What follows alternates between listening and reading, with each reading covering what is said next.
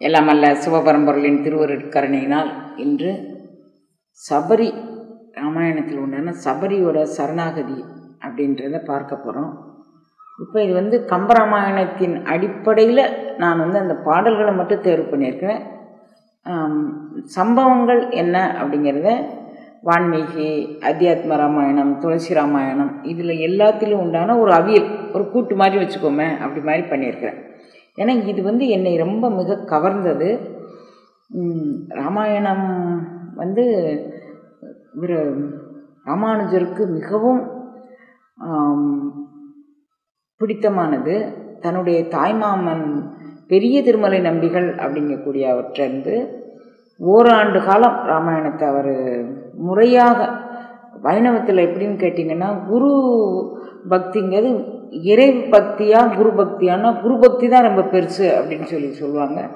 ஏற்கனவே கபீர்தாஸ் அவர் ஒரு இதில் சொல்கிறாரு, நான் இறைவனும் குருநாதரும் ரெண்டு பேரும் எதிரால் பக்கத்தில் நின்று, நீ இதில் யாரேனும் ஒருவரை தேர்ந்தெடுத்துக்கொள் அப்படின்னு சொன்னால் நான் என்னுடைய குருவைத்தான் தேர்ந்தெடுத்துக்குவேன். ஏன்னு கேட்டேன்னா, என்னுடைய குரு என்னுடைய மலத்தை நீக்கினவர்.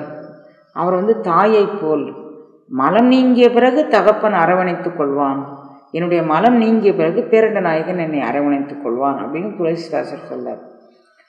அப்போ நம்ம குருநாதர் அப்படிங்கக்கூடியதில் வைணவம் காட்டக்கூடிய குருநாதர் குரு பக்திங்கிறது அளப்பரியது.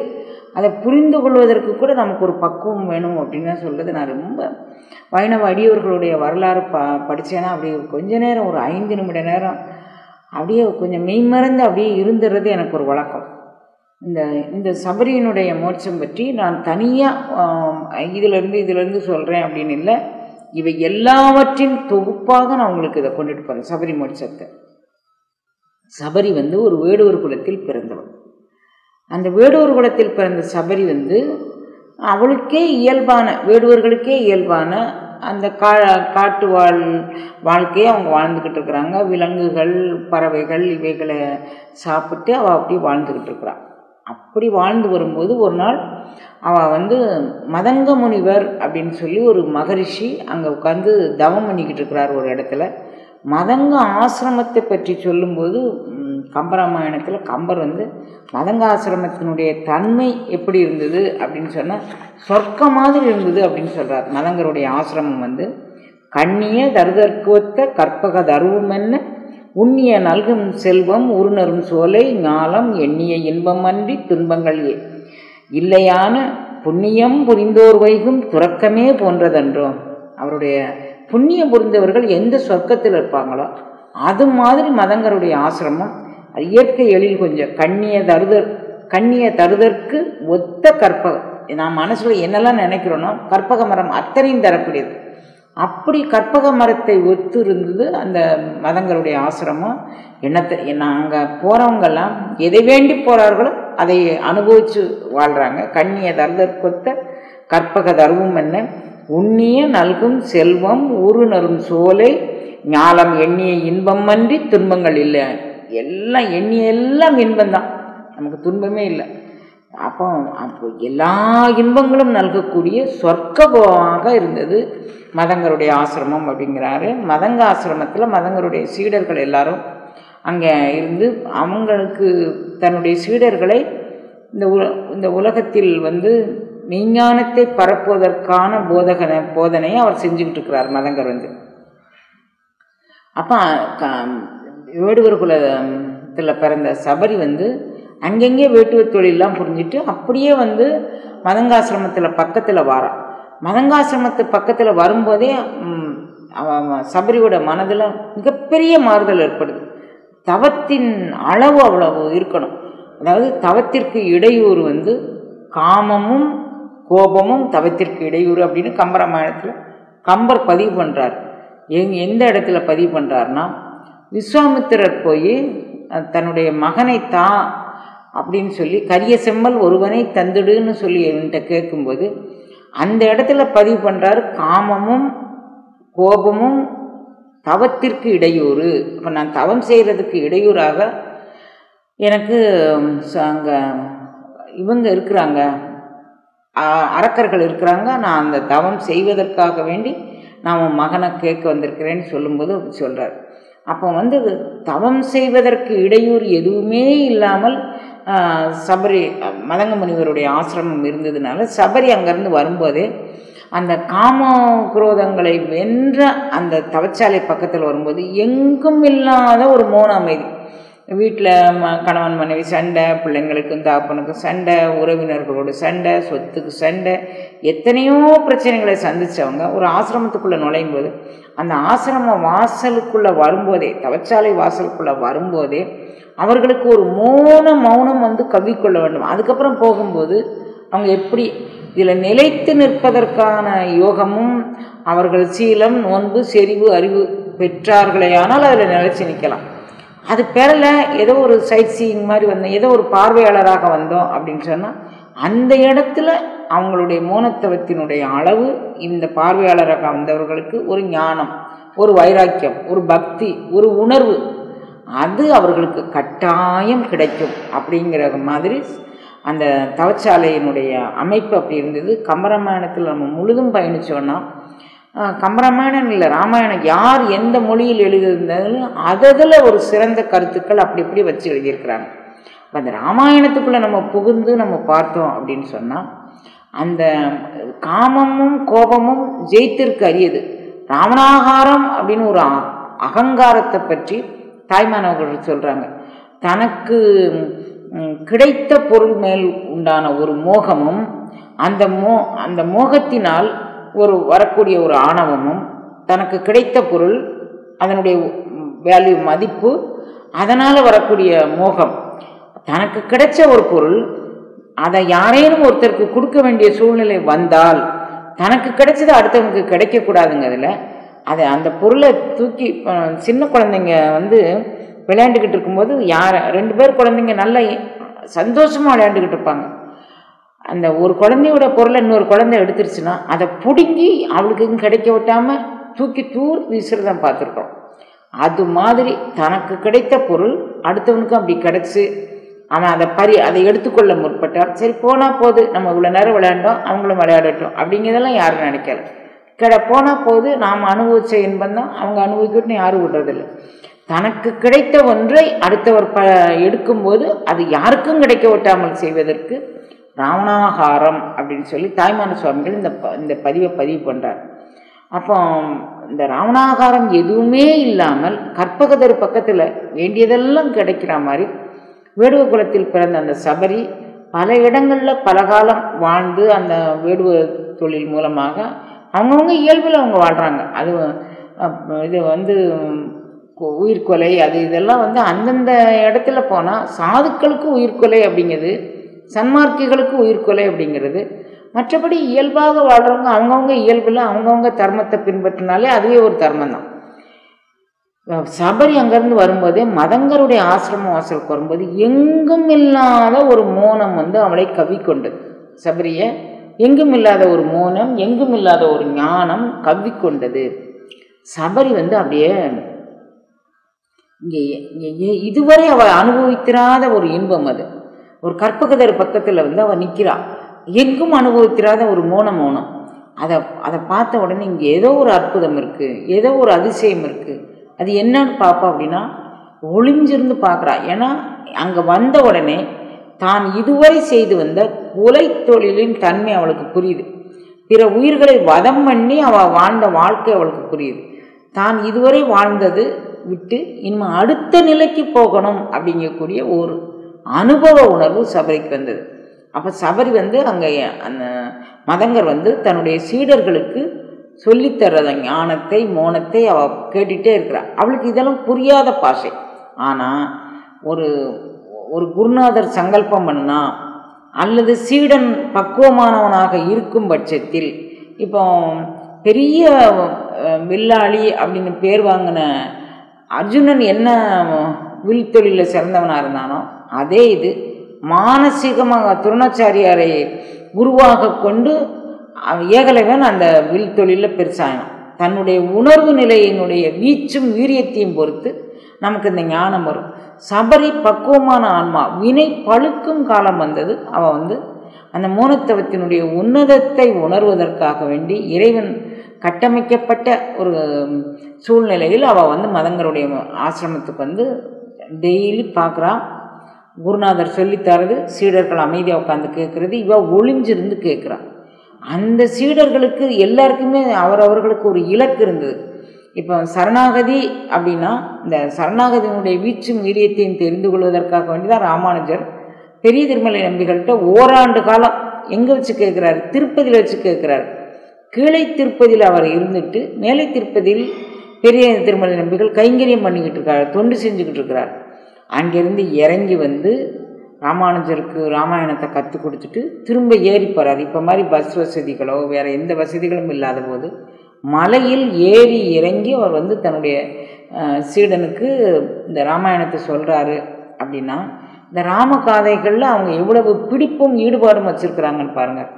சபரி என்ன பண்ணுறா, தெரியாமல் உட்காந்து தெரியாமல் ஒரு இடத்துல ஒளிஞ்சு இருந்து இதை கேட்குறான். அந்த காலத்தில் இந்த தொண்டு செய்து தான் குருநாதர்கிட்ட எல்லாரும் வந்து ஞானத்தை பெற்றுக்கிறாங்க. சாதாரணமாக இப்போ மாதிரி நம்ம போய் நான் ஒரு 5 லட்சம் தாரேன், ஒரு 10 லட்சம் தாரேன், அல்லது இந்த கைங்கரியம் உங்களுக்கு நீங்கள் செய்யக்கூடிய கைங்கரியங்களுக்கு நான் உங்களுக்கு பணம் தாரேன் அப்படின்னு பெற்றதில்லை ஞானம்ங்கிறது. ஞானம் என்பது மிகவும் பவித்திரமானது. அதை வந்து யான் எனதற்று அது பெறக்கூடியது. யான் எனதென்னும் செருக்கறுப்பான் வானோர்க்கும் மேலான உலகம் பெறும் அப்படின்னு சொல்கிறாரு வள்ளுவர். வந்து வான் உலகம்ங்கிறது வேற, அதுக்கு மேலான உலகம்ங்கிறது வேறு. அங்கே போனவங்க திரும்ப வர மாட்டாங்க. அப்போ யானும் இருக்கக்கூடாது, எனதும் இருக்கக்கூடாது.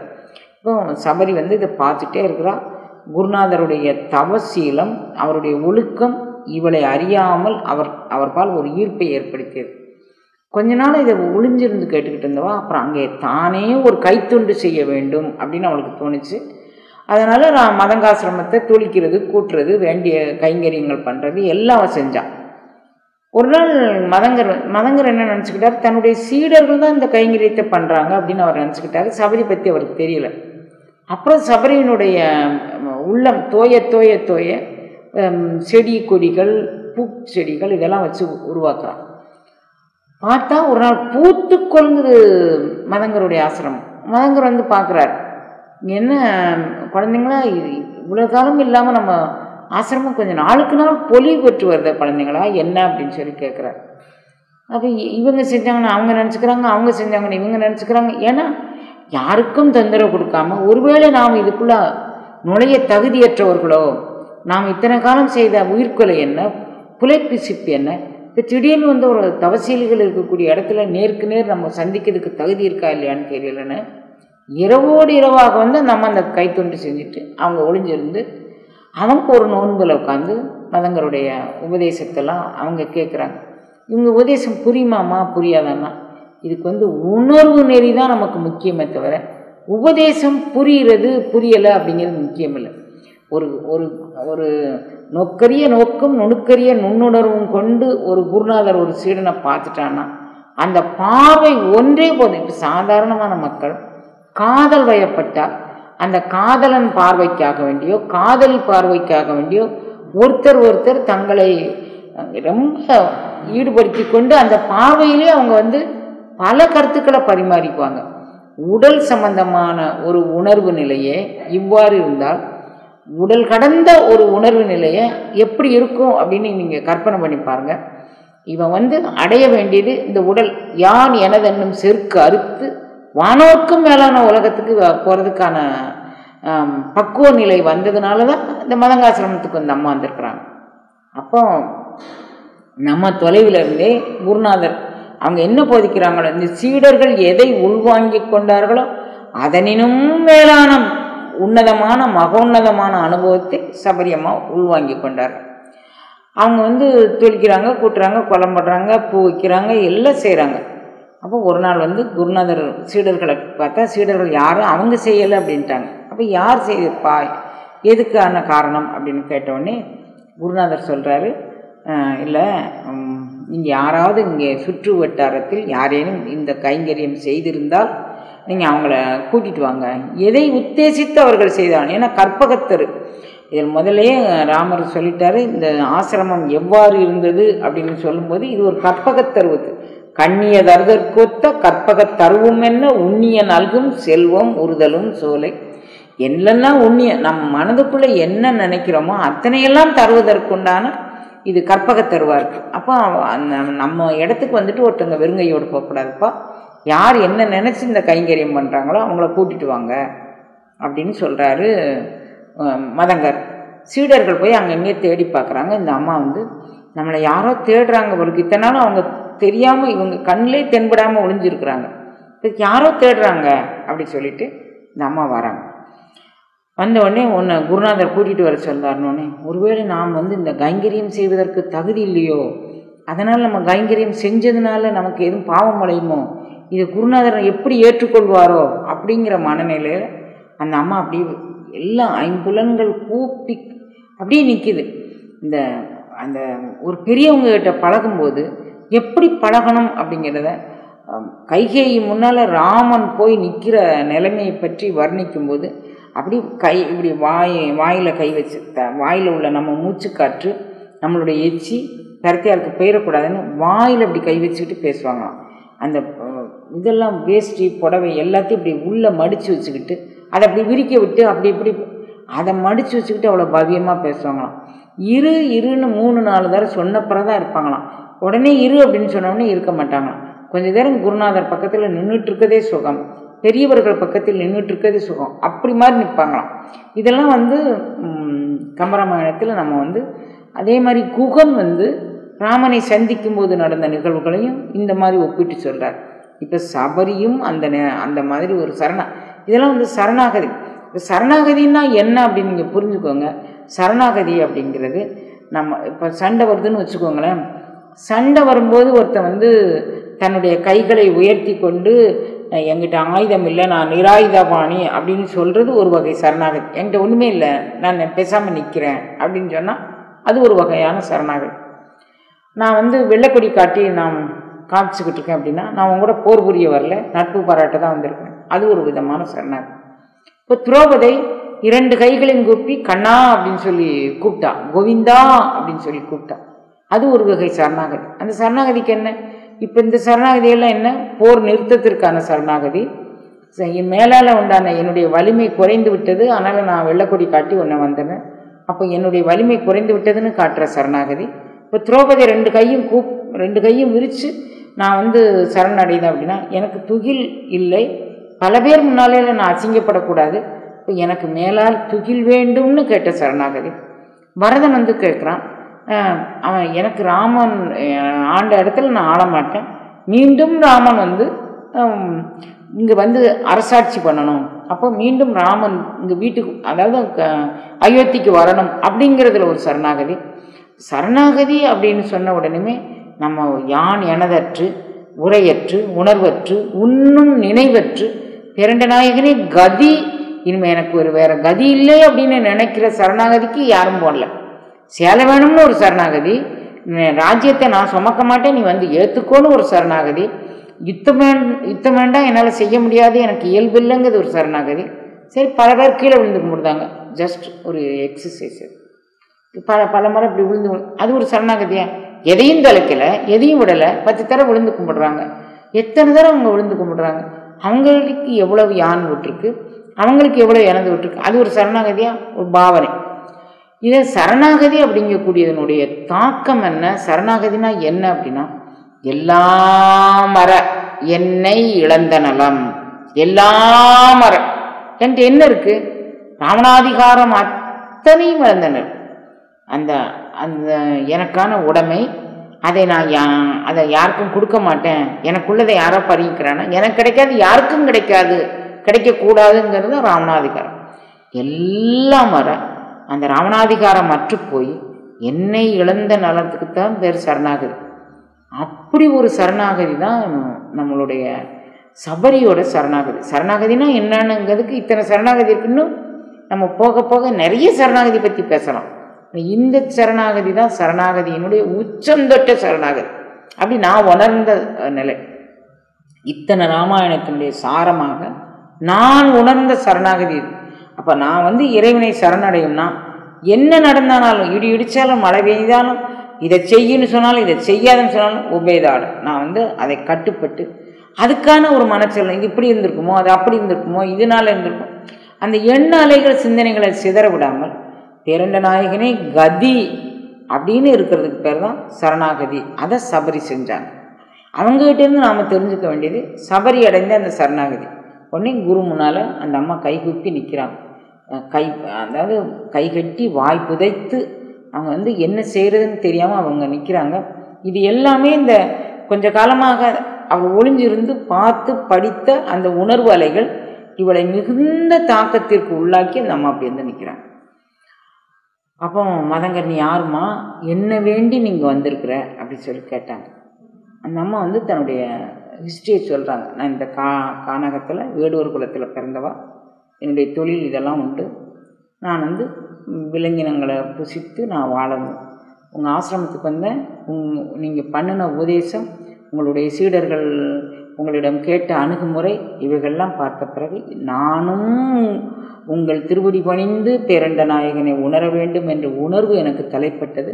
அதற்கு நான் தகுதி இல்லாதவள். ஏன்னு கேட்டேன்னா என்னுடைய கடந்த கால வாழ்க்கை நெறிமுறைகள் அது சரியில்லை. அதனால் கடந்த காலம் வந்து இனிமேல் நம்ம பிடிச்சே நிறுத்த முடியாது. எதிர்காலம் நம்மகிட்ட கிடையவே கிடையாது. நிகழ்காலமும் ஒரு காலமே இல்லை. எப்படி நிகழ்காலம்னு சொல்ல முடியும்? நான் நிகழ்காலம் அப்படின்னு சொல்கிற அந்த நீ காயில் காலாயும் 6 எழுத்தை நான் உச்சரிக்கிறதுக்குள்ள அது கடந்த காலமாயிடும். நிகழ்காலம் அப்படின்னு நான் இதை உச்சரிக்கிறேன்னு வச்சுக்கோங்களேன். எப்படி நீங்கள் என்ன நினச்சி பாருங்கள். நான் இப்போ உங்கள் முன்னால் இருக்கிறாமான்னு சொல்ல வரும்போது அது கடந்து போச்சு, ஏற்கனவே இருந்தாச்சு அப்படி மாதிரி. அப்போ இந்த இது என்ன பேர் உணர்வு, அது எங்கும் வியாபகமானது. அந்த வியாபகத்துக்குள் நம்மை நாம் கரைத்து கொள்ளக்கூடிய ஒரு மோனம்தான் இந்த வாழ்வியல் நெறிமுறை. நம்ம வந்து கடந்த காலத்தையே பற்றி நினச்சிக்கிட்டே இருக்கிறோம், அல்லது எதிர்காலத்தையே பற்றி நினச்சிக்கிட்டு இருக்கோம். அப்போ நிகழ்காலத்தில் நமக்கு வாழ தெரியலை. நான் என்ன செய்யணும், நான் எப்படி இருக்கணும் தெரியலை நமக்கு.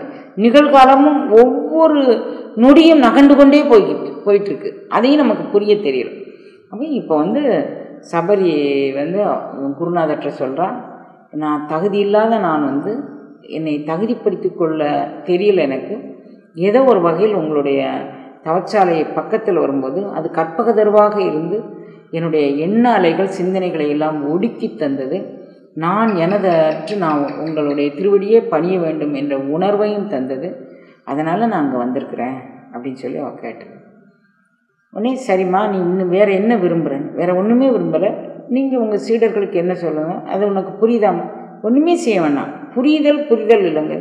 அங்கேருந்து வரக்கூடிய அந்த எண்ண அலைகள், அந்த தவ ஆற்றலை புரிந்து கொள்ளக்கூடிய வலு, ஒரு ஒரு ஒரு பேச்செல்லாம் அங்கே தேவையில்லை. பேசா அனுபூதி பிறந்ததுவே சும்மாயற சொல்லற என்றாலுமே அம்மா பொருளாவது அறிந்தில்லை. சும்மா இரு, ஒரு வார்த்தை முடிஞ்சு போச்சு. இதுக்கு என்னப்பா பொருள்? அம்மா பொருளாவது அறிந்தில்லனே. நான் எனக்கு பொருள் தெரியல. அப்படியே அந்த அந்த மோனத்தில் அந்த ஞானத்தில் அப்படியே கரைஞ்சிட வேண்டியதான், வேற ஒன்றும் தெரியல. சபரி வந்து எனக்கு எதுவுமே தெரியல சுவாமி, உங்கள் முன்னாளில் இருந்தால் போதும், நீங்கள் என்ன செய்கிறீங்களோ உங்களுக்கு நான் எந்த வகையிலையாவது ஒரு வகையில் கைங்கரியம் பண்ணணும், ஒரு தொண்டு செய்யணும். உங்களுடைய வேஷ்டி துணிமணிகளை துவைச்சி கொடுக்கணும், நீங்கள் இருக்கிற இடத்த மொழிகி கூட்டி கொடுக்கணும், நீங்கள் இருக்கிற இடத்த அலங்காரம் பண்ணி பூக்கள் செடி கொடிகள் வச்சு அதை பறிச்சுட்டு வந்து பூஜையை கொடுக்கணும். இதை நான் விரும்புகிறேன், வேறு எனக்கு எதுவும் தேவையில்லை. அப்படியே செய்யுமா, பயமில்லாமல் செய், நிம்மதியாக செய். குருநாதர் போகக்கூடிய பாதைகள், ஆற்றுக்கு குளிக்க போகிறார். சபரி வாழ்ந்த இடத்துல அந்த ஆசிரமத்தில், அந்த மதங்கர ஆசிரமத்தில் அவர் குளிக்க போகிறார். அந்த இடம் முழுவதும் பூச்செடிகளை வச்சு உண்டாக்குறான், அந்த இடம் முழுவதும் கோலம் போடுறான். குருநாதருக்கு எந்தெந்த வகையிலெல்லாம் கைங்கரியம் பண்ண முடியுமோ அதெல்லாம் பண்ணுறான். குருநாதருடைய துணிமணிகளை துவைச்சி கொடுக்குறான், எல்லாம் செய்கிறான். அங்கே அவள் சந்தோஷமாக வாழ்ந்துக்கிட்டு இருக்கிறா. ஒரு நாளைக்கு மதங்கர் வந்து கண்ணை திறந்து தவத்தில் இருந்தவர் கண் திறந்து பார்க்குறாரு. நான் இன்று இறைவனோடு 2 கலக்க போகிறேன். நான் உங்களுக்கு சொன்னேன், நம்மளுடைய கம்பராமாயணத்தில் மொத்தம் சபரி வந்து பிறவி நீக்கு படலம் அப்படின்னு அவர் தலைப்பு கொடுத்துருக்காரு. சபரி மோட்சப்படலம்னு வெவ்வேறு தலைப்பு கொடுத்துருக்காங்க.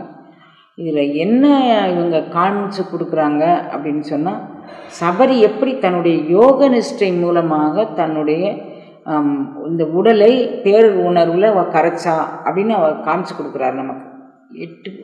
8 பாடல் தான் இருக்குன்னு நினைக்கிறேன். 8 பாடலை 9 பாடலை தான் மொத்தம் அந்த பிறவி நீக்கு படலத்தில் இருக்கு. நான் இந்த மற்ற கதைகளெல்லாம் அத்தியாத்ம ராமாயணம், துளசி ராமாயணம், வான்மீக ராமாயணம் இவைகளிலிருந்து கோர்த்து கொடுக்கக்கூடிய இந்த நிகழ்ச்சி நான் கேட்ட ராமாயண நவாகத்தில் நான் கேட்ட பதிவுகள் 25-30 ஆண்டுகளுக்கு முன்னால் கேட்ட பதிவுகள் என்னுடைய மூளையில் இருந்ததை வச்சு நான் உங்களுக்கு சொல்கிறேன். இவைகள் எல்லாமே ஒரு அவியல் மாதிரி நான் இப்போ உங்களுக்கு சொல்லிட்டு வரேன். சபரி அந்த இடத்துல தொண்டு செஞ்சுட்டு வரும்போது எல்லாரும் சீடர்கள் எல்லாம் போட்டு உங்களுக்கு என்ன வேணும்னு சொல்லுங்கப்பா, உங்களுடைய தவம் முற்று பெறுவதற்கு நீங்கள் தனித்து போய் கூட தவம் பண்ணலாம், நான் பேரண்ட நாயகனோடு கலக்க போகிறேன்னு மதங்கர் சொல்கிறாரு. அப்போ எல்லாரும் போய் எனக்கு பொண்ணு வேணும்னாங்க, பொருள் வேணும்னாங்க, கல்யாணம் வேணும்னாங்க, வீடு வாசல் வேணும்னாங்க, என்னென்னமோ வேணும்னு கேட்டாங்க. சபரிட்ட போய் உனக்கு என்னமோ வேணும், நீ எனக்கு என்ன கொடுக்கணும்னு விரும்புறியோ அதை கொடு, நீ அனுபவித்த அந்த மோன மௌனத்தில் நானும் கரைய வேண்டும். நீ அனுபவித்த அந்த மோன மௌனத்தில் நெல்லிக்கனியை, தேனை, பாலை, நிறையின் அமுதை, அமுதின் சுவையை புள்ளிப்புணர்வது. நெல்லிக்கனி, தேன், பால், அமுது, அமுதின் சுவை, இதை புல்லுவதும் புணர்வதும் என்னால். அது மாதிரி நான் அதில் போய் தோஞ்சிடணுமப்பா, எனக்குன்னு தனி எண்ணம் இல்லை. நீ எனக்கு என்ன கொடுக்க விரும்புகிறியோ அது ஒன்று. ஆனால் நீ என்னை விட்டு போனதாக நான் ஒருபோதும் நினைக்கக்கூடாது. நான் உன்னுடைய வேஷ்டியை துவைச்சி நான் அங்கே போடுறேன்னு வச்சுக்கோங்க, அது என்றைக்கும் ஈரமாக எனக்கு அந்த குருகடாட்சம் பரிபூர்ணம், அது என்றைக்கும் எனக்கு ஈரமாக இருந்துகிட்டே இருக்கணும். என் குருநாதர் இருக்கிறாரு, தினமும் நான் அவர் துணியை துவைச்சி போடுவேன், அது ஈரமாக இருக்குது, அது அங்கே காஞ்சிக்கிட்டு இருக்கு. அந்த மாதிரி நீ உன்னுடைய இருப்பை நான் ஒவ்வொரு நொடியும் உணரணும். நீ என்னை விட்டு போனதான் நான் ஒருபோதும் நினைக்கக்கூடாது. உன்னுடைய இருப்பை நான் ஒவ்வொரு நொடியும் உணர வேண்டும். அந்த கருணையை எனக்கு நீ பண்ணு அப்படி சொல்ல. சரிம்மா பண்ணுறேன். நீ என்ன பண்ணுற, ராமனும் லக்ஷ்மணனும் உன்னை தேடி வருவார்கள். எப்படி? நான் குருவை தேடி போல, குரு என்னை தேடி ராமனும் லட்சுமணனும் உன்னை தேடி வருவார்கள். அப்படி அவர்கள் வரும்போது அவர்களை பார்த்து அவர்கள் முன்னிலையில் உன்னுடைய பிறவியை நீ நீக்கிக்கொள் அப்படின்னு குருநாதர் சொன்னார். அப்போ ஒரு குரு பக்தி பேரண்ட நாயகனை அந்த சீடனை தேடி வர வச்சது. குருநாதர் மேல சபரி செலுத்தின அந்த சரணாகதி, அந்த குரு பக்தி, ராமனும் லக்ஷ்மணனும் இவளை தேடி வந்தாங்க. இப்போ சீதையை ராவணேஸ்வரர் தூக்கிட்டு போயிட்டான், தேடி ராமலக்ஷ்மணர் வாரார்கள். வரும்போது மதங்க முனிவருடைய ஆசிரமம் இங்கே தான் இருக்குது, எல்லா சீடர்களும் அங்கே தொண்டு செஞ்சுக்கிட்டு இருக்கிறாங்க, சபரி இங்கே தான் இருக்கிறாங்க. சபரி என்னுடைய குருநாதர் எப்போ வருவா, என்னுடைய இறைவன் எப்போ வருவான் அதை என்கிட்ட சொல்லிட்டு போங்க. எப்போது ராமலட்சுமணர் இங்கே வருவார்களோ அப்போது நீ அவர்கள் முன்னிலையில் பிறவி நீக்கிக்கணும். அவங்க எப்போ வருவாங்க, எத்தனை நாளைக்கு வருவாங்க, எத்தனை மணி நேரத்துக்கு வருவாங்க, காலையில் வருவாங்களா, சாயங்காலம் வருவாங்க, நம்ம இத்தனை கேள்வி கேட்டுப்போம். அவன் நீங்கள் என்ன சொல்கிறீங்களோ அதே மாதிரி நான் கேட்குறேன், அவ்வளோதான். அவன் தினமும் இன்றைக்கு ராமர் வரலாம், இன்றைக்கு வருமோ, நாளைக்கு வருமோ, மற்ற என்றைக்கு வருமோ, துன்று மலை மாயையற்று வெளிக்குள் வெளிக்கடந்து சும்மா இருக்கும் சுகம் இன்று வருமோ, நாளை வருமோ, மற்ற என்று வருமோ. இவங்க சும்மா இருக்கும் சுகத்தை தான் தேடி போகிறாங்க. வெளிக்குள் வெளிக்கடக்கக்கூடிய நிலைக்கு தான் இந்த அம்மா வேண்டியிருக்கிறாங்க குருநாதர்கிட்ட. அது இன்றைக்கு கூட வரலாம். அப்போ இன்றைக்கு ராமன் வரும்போது நான் இந்த கானகம் முழுதும் சுற்றி திரிஞ்சு, நான் வேடுவச்சியாக இருந்தவா, இந்த கானகம் முழுதும் எனக்கு தெரியும் எந்த மரத்தில் எந்த காலத்தில் எந்த பழம் பழுக்குன்னு தெரியும். நான் என் கையால் அதை ராமனுக்கு அர்ப்பணிப்பேன். இன்னைக்கு வருமா, ஒரு கூட நிறைய பழம் வச்சுருக்கான், இன்னைக்கு வருவாரா, வரல. உடனே அங்கே வேடுவர்கள் குளத்தில் இருக்கக்கூடிய குழந்தைகளுக்கு அதை கொடுத்துருவான். நாளைக்கு காலையில் எல்லா பழத்தையும் சேகரித்து வச்சு இது ராமனுக்கு அர்ப்பணம், ராமலட்சுமணன் வருவான். என்னுடைய குருநாதர் சொல்லியிருக்கிறாரு, அது வருவார். எவ்வளோ ஆண்டு காலம் அதை திருவாசகத்தை படிக்கும்போது நீங்கள் திருவாசகத்தை எப்போ படிக்கணும், எப்படி படிக்கணும், எத்தனை நாள் படிக்கணும், முந்தை வினை முழுதும் ஓய உரைப்பன்யான். முந்தை வினை உனக்கு மோஞ்சு போச்சா, அது வரை உரைக்கணும். அம்மா நான் திருவாசகம் 48 நாள் சொல்லட்டா, நான் திருவாசகம் 108 நாள் சொல்லட்டா, நான் முந்தை வினை உனக்கு மோஞ்சு போகிற வரைக்கும் நீ வந்து செய்ய அப்படின்னு சொல்கிறார். அப்போ நம்ம அதை உடனே கடைப்பிடிச்சா பாருங்கள். சபரி இந்த இதெல்லாம் அருளாள பெருமக்கள் எப்படி வாழ்ந்து காட்டியிருக்கிறாங்கன்னு நம்ம வாழ்ந்ததுக்கு சொல்கிறார். சபரி அப்படி காட்டுறா. எப்படி காட்டுறா? இன்றைக்கு வரலாம், நாளைக்கு வரலாம், மற்ற என்றைக்கும் வரலாம். இன்று வருமோ, நாளை வருமோ, மற்ற என்று வருமோ? ஏன்னா நான் பெறப்போகிற நிலை என்ன? துன்று மலை வெம்மாயற்று வெளிக்குள் வெளிக்கடந்து, அந்த வெளி கடந்த நிலைக்கு நான் போகிறேன். அது இன்றைக்கு வருமோ, நாளைக்கு வருமோ, வரட்டும். இன்றைக்கி ராமகைங்கரியத்துக்கு இந்த பழம், இன்றைக்கு ராமகைங்கரியத்துக்கு இந்த பழம். ஐயோ இவனை சரணடைஞ்சதுக்கு என்ன ராமன் என்னைக்கு வரானோ அன்னைக்கு இதை செய்யன்னு சொல்லிட்டு போனானே, அவன் என்னைக்கு வருவான்னு ஒரு டேட் ஃபிக்ஸ் பண்ணிட்டு போகலான்ல, இன்னைக்கு வரலான்னு சொல்லிட்டு போகலான்ல. இதுவும் இதுக்காண்டி நான் அப்படியெல்லாம் பிறக்கி வச்சுக்கிட்டு இருக்க முடியாது. அவன் வரட்டும், வந்த பிற வேணா அவனை உட்காத்தி வச்சுட்டு நான் போய் பார்த்துக்கிறேன். அப்படி அவன் நினைக்கல. எந்த நேரமும் ராமன் வரலாம், எந்த நேரமும் வெளிக்குள் வெளிக்கடந்து சும்மா இருக்கும் சுகத்தை நம்ம அனுபவிக்கலாம். தினப்படி அதே செய்கிறோம். இந்த சரணாகதியின் உச்சம்தான் நாம் உணர வேண்டிய ஒரு பெரும்பகுதி. அப்போ அவள் அது மாதிரி இருக்கும்போது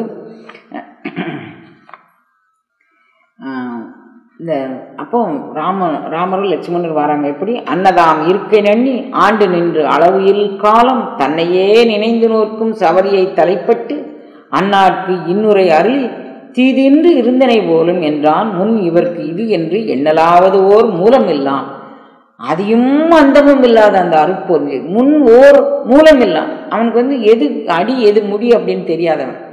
அப்படி ஒரு மூலம் இல்லாத அந்த பரம்பொருள் சபரி இருக்கிற இடத்துக்கு தானே தேடி வருது. இப்போ நாம் தகுதியான பாத்திரமானா இறைவன் நம்மை தேடி தானே வருவான். நாம் தேடி போகணுன்னு அவசியமே கிடையாது. அப்போ நம்மளை தகுதிப்படுத்திக் கொள்வதற்கு நம்மகிட்ட என்ன இருக்கணும்?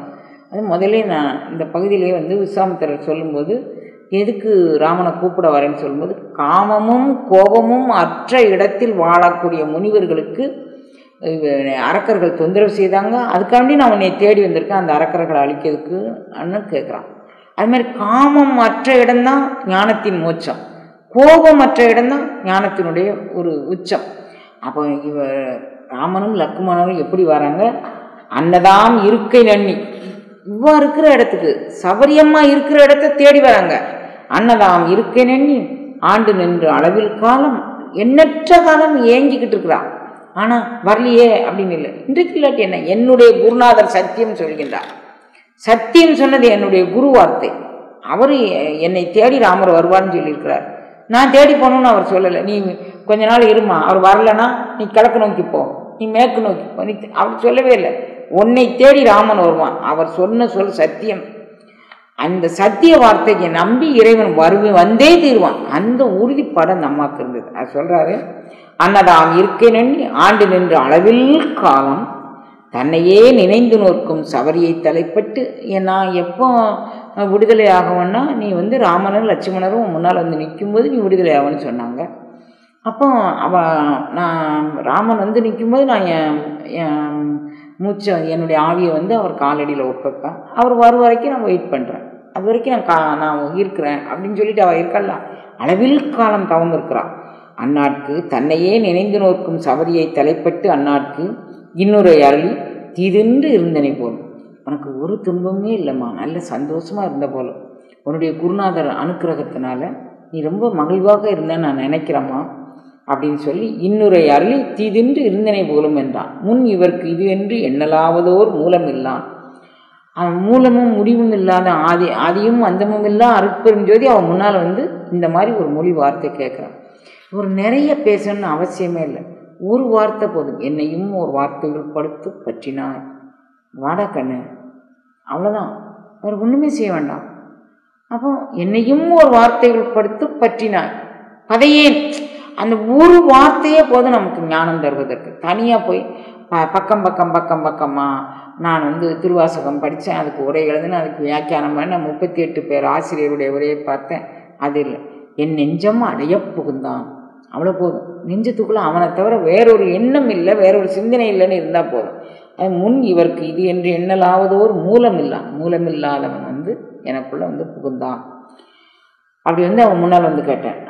ஆண்டு அவள் அன்பின் ஏத்தி அழுதிலி அருவிக்கண்ணல் மாண்டது என் மாயப்பாசம் வந்தது வரம்பில் காலம் பூண்ட மாதவத்தின் செல்வம் போயது பிறவி என்பால் வேண்டிய உணர்ந்து நல்க விருந்து செய்து இருந்த வேலை. நான் அவன் சொல்ல, நான் என்னுடைய மாயப்பிறவி இப்போதான் கல்யாணம், மாயப்பிறவி உன்வசமே வைத்துட்டு இருக்கும் அது ஆயக்கடவே நானோதான், என்னதோ உங்க அதிகாரம், நான் இதை ஆராய்ச்சி பண்ண முடியுமா? எனக்கு என்ன இருக்கு தகுதி? ஒரு தகுதியும் இல்லை. அது சொல்றாரு, ஆண்டு அவள் அன்பின் ஏத்தி அழுதிலே பார்த்தவனே அழுது இழி அருவிக்கண்ணன் அவன் மீதான் அரும்பி உதிர்த்து விரையார் கலர்க்கு என் கைதான் தலை வைத்து கண்ணீர் அரும்பி வெதும்பி. அந்த உருக்கம் பேரண்ட நாயகன் எப்படி வந்துட்டான் பத்தியா? இத்தனை காலம் செய்த தவத்திற்கு அவன் வந்துட்டான் பத்தியா? அவன் எதிரால என் முன்னால் நிற்கிறான். இத்தனை எதனால எனக்கு கிடைச்சது? என்னுடைய குருநாதர் நீ இங்கே இரு, உனக்கு ராமனும் லக்வனும் தேடி வருவார்கள்னு சொன்னான். என்னுடைய குரு எவ்வளோ சத்தியவான், எவ்வளவு கருணை பண்ணிட்டுங்க எனக்கு. அந்த பேரண்ட நாயகன் என் முன்னால் கொண்டு நிறுத்திட்டானே.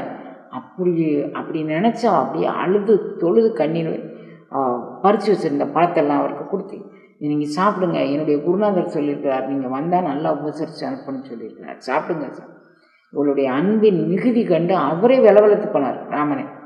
எல்லாம் அந்த சாப்பிட்டு எல்லாம் இருந்த அந்த போது ஈசனும் கமலத்தோனும் இமையவர் யாவரும் எந்தை வாசவன் தானும் மீண்டு வந்தனர் மகிழ்ந்து நோக்கி ஆசரு தவத்திற்கு எல்லை அணுகியது ராமர்காய பூசனை விரும்பி எம்பால் போதிதி என்று போனார்.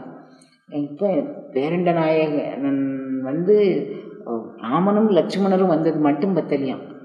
எத்தனை காலம் தவம் இருந்து இந்த தவத்தினுடைய இறுதியாக அவன் முன்னாலேயே அவள் தன்னுடைய யோக மூலமாக, தன்னுடைய யோக சாஸ்திரத்தின் மூலமாக தன்னுடைய உடம்பை பஞ்சபூதங்களில் அவள் பரப்பிக்கொண்டு தன்னுடைய உயிரை எல்லையற்ற அந்த பரம்பொருளினுடைய திருவடிக்கு அர்ப்பணிக்க போகும் இந்த காட்சியை காணுவதற்கு யாரெல்லாம் வந்தாங்கன்னு சொல்றாரு. ஈசனும் கமலத்தோனும் சிவபெருமான் வந்தாராம். கமலத்தோன் அப்படின்னு சொன்னால் பிரம்மா வந்தாராம். இமையவர் யாரும் எந்தை வாசவன்கள், இமையவர் தலைவனான இந்திரன், வாசவன்னா இந்திரன் வந்தானாம்.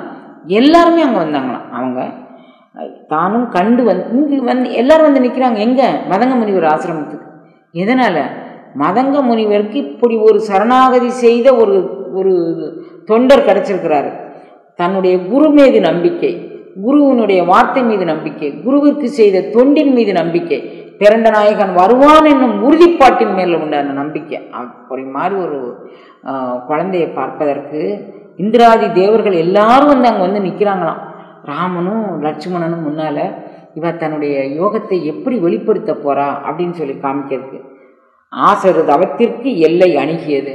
இவ குற்றமற்ற தவம் செய்தா அதுக்கு ஒரு நிறைவு வந்தது, எல்லை அணுகியது. ராமரை நோக்கி அவ தவம் செய்தா தன்னுடைய குரு கூறிய அந்த வார்த்தையை பூரணமாக நம்பிக்கொண்டு அவ செய்தா. உன்னை தேடி ராமன் வருவான் அப்படின்னு சொன்னார் குருநாதர். இன்னைக்கு வரலையே, நாளைக்கு வரலையே, வரமாட்டானோ நினைக்கவே இல்லை. என்னுடைய குரு வார்த்தை சத்தியம், அவன் வருவான். அதுக்காக வேண்டி அந்த ராமருக்கு ஆய பூசனை விரும்பி எம்பால் போதிது என்று போனார்.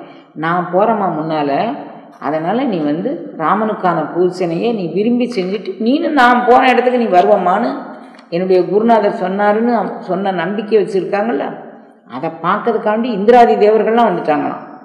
இருந்தனன் எந்தை நீ ஈண்டு எய்திவி என்னும் தன்மை பொருந்திட இன்றுதான் என் புண்ணியம். இருந்தனன் எந்தை நீ ஈண்டு எய்தி. இந்த மதங்கர் ஆசிரமத்தில் அந்த காஞ்சு அவர் இருந்தபோது அந்த துணி எப்படி காஞ்சுதோ அது அப்படியே காஞ்சிட்டு.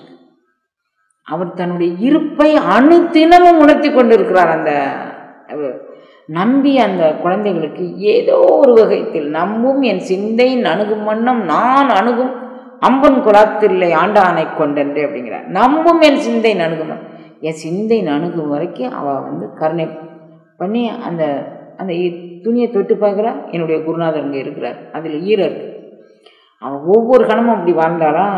இருந்தனன் எந்தை நீ ஈண்டு எய்திவி என்னும் தன்மை பொருந்திட.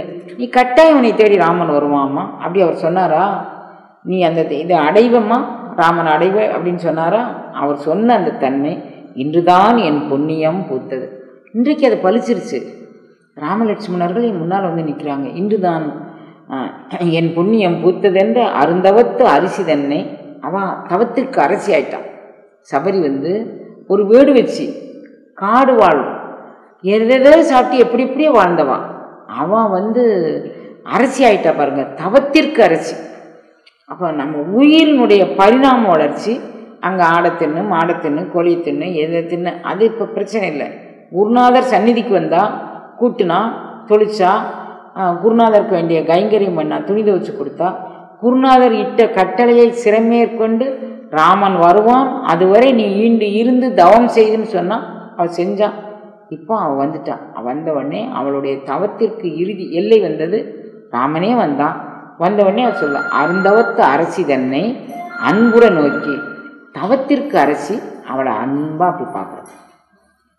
பார்த்த உடனே நோக்கி, எங்கள் வருந்துரு துயரம் தீர்த்தாய் அம்மனை வாழி. ஏன் தாயிலாமா, நாங்கள் காடு வழியா மலை வழியா இவன் நினச்சா இருக்கிற இடத்துல இவனை நினச்சி வாழ்ந்த அவன் வந்து நினச்சி வாழ்கிற சபரி தாய்க்கு வந்து அவன் அவ்வளவு யோகத்தில் சிறந்தவன் வந்தால் யோகத்தின் உச்சமான அவன் எப்படி இருக்கான்? அவன் சொல்கிறான், என் கை காலெலாம் சோர்வாக இருந்துச்சு, அந்த தீர்வதற்கு வருத்தம் தீர்வதற்கு நீ எனக்கு பழங்கள் கொடுத்த, உபசரித்த, அன்பு செஞ்ச, நீ வந்து தாயினும் சிறந்தவள் எனக்கு, அந்த மாதிரி நீ என்னை உபசரித்த அப்படின்னு சொல்லி அம்மனை வாழி வருந்துருது, நான் வருந்தக்கூடிய துயரமெல்லாம் தீர்த்தமா அம்மனை வாழி அப்படின்னு சொல்லி வாழ்த்துறான். இப்போ அனகனம் இணையகோவும் அன்று அவன் உறைந்த பின்றை வினையரு நோன்பினாலும் மெய்மையின் நோக்கி வெய்ய துணைபடி தேரோன் மைந்தன் இருந்த அத்துளக்கில் குன்றம் நினைவறிது ஆயர்க்கு ஒத்த நெறியெல்லாம் நினைந்து சொன்னான். இப்போ இவ சொல்கிறா, நீங்கள் இங்கே வந்தீங்க என்ன ஏதுன்னு கேட்குறா. இப்படி சீதையை பிரிஞ்சு வந்தேன், சீதையை தேடி போகிறேன் அப்படின்னு சொல்லி. இங்கே இரளியல் குன்றுன்னு ஒரு குன்று இருக்குது. அங்கே வந்து சுக்ரீவன் ஒருத்தன் இருக்கிறான். அவன் உங்களுக்கு வேண்டிய உதவி செய்வான். அந்த குன்றுக்கு போகிற பாதை என்ன அப்படின்னு இப்போ நமக்கு வரைபடம் போட்டு கொடுக்குறாங்கல்ல, அந்த வரைபடத்தை அப்படியே அவன் போட்டு கொடுக்குறான். அந்த இரணியன் குன்றுக்கு எப்படி போகணுன்னு அவனும் வந்து கைகட்டி வாய் வத்தி அந்த யோகீஸ்வரி சொல்கிறத அப்படியே முழுசு கேட்கான். அப்போ வந்து அவனுடைய காதுகள் எல்லாமே வந்து அந்த புலன் பொறி அனைத்தும் ஒன்றி இருந்து நினைமென்கள் உந்தனக்கு ஊனம் இல்லை. அந்த ஒன்றி இருந்து நினச்சா நமக்கு எந்த ஊனமும் கிடையாது. மனம் ஒன்றி, உடல் ஒன்றி, உணர்வு ஒன்றி அவன் அப்படியே எல்லாத்தையும் அவன் கேட்குறான். அதை முழுமையாக கேட்டுட்டு நினைவருது ஆயருக்கு ஒத்த நெறியெல்லாம் நினைந்து சொன்னாள். அவன் அந்த காடு எல்லா கூட்டம் தெரியுமில்ல, அதை நினைஞ்சு பார்த்து எங்கே போனால் எப்படி போனால் அந்த குன்றை அடையலாம், அங்கே போய் சுக்ரீவனை பார்த்து நீ அவனோடு நட்பு கொண்டு நீ வந்து இலங்கையில் சீதை இருக்கிறா, அவளை நீ அடைஞ்சிக்கலாம், ஒன்றும் பிரச்சனை இல்லை அப்படின்னு சொல்லி அவள் எல்லாத்தையும் அப்படி சொல்கிறாள். வீட்டினுக்கு அமைவதான மெய்நெறி வெளியிற்றாக காட்டரும் அறிஞர் என்ன அன்னவள் களறிற்று எல்லாம் கேட்டனன் என்ப மன்னோ கேள்வியால் செவிகள் முற்றும் தோற்றவர் உணர்வின் உண்ணும் அமுதத்தின் சுவைய. யாரெல்லாம் வந்து மெய்ஞானத்தை கேட்குறாங்களோ அந்த மெய்ஞானத்தை கேட்கும்போது ஏனோ தானோ அப்படி மாறி அப்படி கேட்டவர் உணர்வின் உண்ணும் அமுதின் சுவை. அவர்கள் உணர்வு முழு பிரபு சரணாகதியில் இப்படி ஒரு சரணாகதியா, நம்மகிட்ட அது அப்படி இருக்கா, நாம் அதை எப்படி அடைவது, அப்படி ஒரு உணர்வு நிலைக்கு தலைப்படலாமா? அதை தான் அவர் சொல்கிறாரு, நெல்லிக்கனியை தேனை பாலை நிறையின் அமுதை அமுதின் சுவையை புள்ளிப்புணர்வு. அந்த அமுதின் சுவை கேட்டவர் பிணிக்கக்கூடிய அந்த அந்த விஞ்ஞானத்தை உள்வாங்கி கொண்டு அந்த அமுதை தோய்த்தாலே அந்த உணர்வு தலைப்படும் அப்படின்னு சொல்லி கம்பர் சொல்கிறாரு, வால்மீகி சொல்கிறாரு, அத்தியாத்ம ராமாயணத்தில் சொல்கிறாரு, துளசி ராமாயணத்தில் சொல்கிறாங்க, ஏகப்பட்ட ராமாயணத்தில் சொல்கிறாங்க. மணிவாசகரும் அமுதின் சுவையை புல்லுவது என்று கொள் புணர்வது என்று கொள்னு சொல்கிறாரு. இவர் சொல்ல அமுதத்தின் சுவையாய் நின்றான். அவள் வந்து வழி சொல்லி நீ இவனை போய் சரணடை, இவளை பிடிச்சிடலாம் அப்படின்னா அந்த கேள்வினால் அந்த காதெல்லாம் இனிப்பாக அந்த அமிர்தின் சுவையை உணர்வில் நின்று அவன் ராமன் கேட்டான், இவா எனக்கு நானே பிறண்ட நாயகன், இவா எனக்கு சொல்லி நான் எனக்கு என்ன கேட்க, அப்போ ஒரு தோய்வு நெறி எப்படி வருது பாருங்க. அதை அப்படியே கேட்டுக்கிட்டு இருந்தா, அதை கேட்டுக்கிட்டு வந்தோடனே அவள் சரிம்மா நான் நீ சொல்ல மாதிரியே கேட்குறேன். உங்கள் முன்னாலையில் தான் எங்கள் குருநாதர் என்கிட்ட என்ன சொன்னார், ராமனும் லட்சுமணரும் வருவாங்க, வந்தபோது நீ என்ன செய்யணும், மகிழ்ந்து நோக்கி ஆசரு தவத்திற்கெல்லை அணுகியது ராமர்க்காய பூசனை விரும்பி எம்மால் போதுது. நீ ராமருக்கான பூசனையை நீ உகந்து செய்துட்டு எம்பால் வரும். அவன் ராமன் எப்போ வரானோ அப்போ நீ என் பக்கத்தில் நீ வந்துடலான்னு சொன்னார் என்னுடைய குருநாதர். பூசனைக்கு உகுந்து நீ என்பால் வருதி அப்படின்னு என்னுடைய குருநாதர் சொன்னார். இப்போ நீங்கள் ராமனும் லட்சுமணரும் வந்துட்டீங்க, உங்கள் முன்னிலையில் நான் என்ன செய்வேன் அப்படின்னு அவன் சொல்ல, பின் அவள் உழந்து பெற்ற யோகத்தின் பெற்றியாலே அவன் தான் எந்த அருள் நிலையில் எந்த யோகத்தில் அந்த குருநாதர் ஆசிரமத்தில் குருநாதர் கற்றுக் கொடுத்த அந்த மோனத்தில் அந்த ஞானத்தில் 9 வாயில் ஒக்க அடைத்து அவள் என்ன வாழ்ந்தாலோ இப்போ அந்த வாசல் வழியாக அந்த வாசல்களை எல்லாம் ஒருமித்து அடைத்து விட்டு தன்னுடைய ஞானாகாரத்தின் மூலமாக, தன்னுடைய யோகாகாரத்தின் மூலமாக, தன்னுடைய ஒளி ஆதாரத்தின் மூலமாக அவனுடைய முன்னிலையில் அந்த யோக நிலைப்பட்டு நின்று அந்த யோக கனலை எழுப்பி, சாதாரண கனல் அது, யோக கனல், அது பேரண்ட நாயகனை உள்வாங்கிக் கொள்ளும் கனல். அந்த கனலை அவன் முன்னிலையில் சாட்சியாக நிற்கிறான். ராம் யார் மோட்சம் கொடுக்கணுமோ, யார் பேரண்ட தன்னுடைய திருவடிக்குள்ள ஆளாக்கிக்கணுமோ அவன் முன்னிலையில் இவன் என்ன சொல்கிறான், பின் அவன் உழந்து பெற்ற யோகத்தின் வெற்றியாலே தன் உடல் துறந்து வானம் தனிமையன் இனிதி சார்ந்தான். அவன் இந்த யோகத்தின் வெற்றியாலே அந்த இதில் தன்னுடைய உடலை உகுத்து கொண்டாள். அந்த சரீரம் எனக்கு தேவையில்லை அப்படின்னு ஊத்துட்டா. அன்னது கண்ட வீரர் அதிசயம் அளவின்றேறி பொன்னடி கடல்களார்ப்ப புகன்றமா நெறியில் போனார். அந்த இதை பார்த்த உடனே இவன் முன்னிலையில் என்ன நடக்க போகுதுன்னு தேவர்கள்லாம் வந்துட்டாங்க அப்படின்னு கம்பர் சொல்கிறாரு. ஏனைய ராமாயணத்தில் அந்த மாதிரி குறிப்பில்லை. ஆனால் குருநாதர் தன்னுடைய இஷ்ட தெய்வம் குருநாதர் காட்டி கொடுத்த ராமலட்சுமணன் முன்னிலையில் யோகக்கனல் மூலமாக தன்னுடைய இந்த சரீரத்தை யோகக்கனலில் பொசித்து கொண்டு அவள் தன்னுடைய ஆன்மாவை இறைவனுடைய திருவடியில் சமர்ப்பணம் செய்தாள் அப்படின்னு சொல்கிறாங்க. அப்போ நாம் சரணாகதி செய்தால், நாம் அன்பு செய்தால் நம்மை தேடி ஆண்டவனே வருவான். அப்போ நாம் செய்த யோகு பலித்தது, அந்த யோக நெறியில் இறைவன் நம்மை ஆட்கொள்வான் அப்படிங்கக்கூடிய ஒரு மிக பெரும் பெரிய என் வாழ்வை உலுக்கிய ஒரு செய்தி. இந்த சபரி மோட்சம், சபரி விடுதலை, சபரி பிறப்பு நீங்கு படலம், இதுக்கு என்ன பேர் அவங்கெல்லாம் சொல்லட்டும், எனக்கு சரணாகதியின் உச்சம் தொட்ட ஒரு யோகி. அதை அவளை நினைக்கிற எல்லாருக்குமே, ஆத்மார்த்தமாக நினைக்கிற எல்லாருக்கும் அந்த சரணாகதியை அவள் கொடுப்பா அப்படிங்கக்கூடிய அவள் யோகீஸ்வரி. அதை நான் இதெல்லாம் எதில் இருந்து நான் தெரிஞ்சுக்கிட்டேன், இப்படி பல பேருடைய கதை கேட்டது மூலமாக. இந்த இவரை இந்த கதை கேட்டது என்னுடைய சொல்ல அமுதத்தின் சுவையாய் நின்றாள் அப்படின்னு. எப்படி செவிகள் முற்றும் தோற்றவர் உணர்வின் உண்ணும், செவிகள் முற்றும் தோற்றவர் யார் ஒரு கூர்மையான ஞானத்தை உள்வாங்கி கொண்டு சொல்கிறாங்களோ அந்த மெய்ஞானிகள் முன்னிலையிலிருந்து நாமும் நம்மளுடைய புலன்களை சிதற விடாமல், பொறிகளை சிதற விடாமல் நாமும் அந்த உணர்வில் நின்றோம்னா அந்த செவிகள் முற்றும் தோற்றவர் உணர்வின் உண்ணும் அமுதத்தின் சுவையாய். அது நான் உணர்ந்தேன், நான் உணர்ந்ததை முழுமையாக நான் உங்களுக்கு இதை சொன்னேன் அப்படிங்கிறது எனக்கு தெரியல. ஆனால் பேரண்ட நாயகன் இந்த கதை கேட்குறவங்களுக்கு எப்போவுமே ஒரு கதை சொன்னால் அந்த கதை கேட்குறவங்களுக்கு, அதை அனுபவிக்கிறவங்களுக்கு எல்லா மங்களங்களும் கிடைக்கும்னு சொல்லுவாங்க. இதை நம்ம எல்லாருக்கும் சரணாகதியினுடைய தன்மை நமக்கும் புலனாகணும், நம் உணர்விலும் நிற்க வேண்டும் அப்படிங்கிறதாக இந்த சபரியினுடைய இந்த நிலையை நம்ம பார்த்துக்கலாம். திருவள்ளுவர் கூட்டி வைக்க இன்னும் ஒரு பதிவில் நாம் சந்திப்போம்.